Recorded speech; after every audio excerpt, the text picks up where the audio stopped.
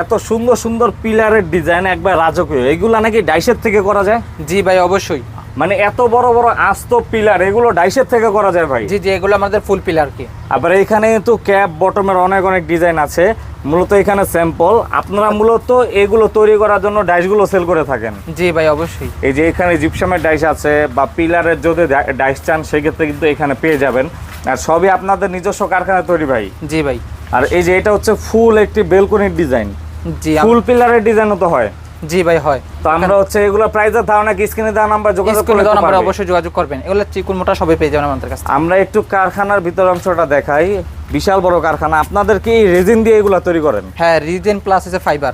এই যে এগুলো হচ্ছে বড় বড় ড্রামে রেজিন গুলো, আর রেজিনের সাথে ফাইবারের মাধ্যমে মানে খুবই শক্তপোক্তভাবে ডাইসগুলো তৈরি হয়। কত হাজার পিস গ্যারান্টি? 5,500 পিস মাল উঠাতে পারবেন এখান থেকে আপনি।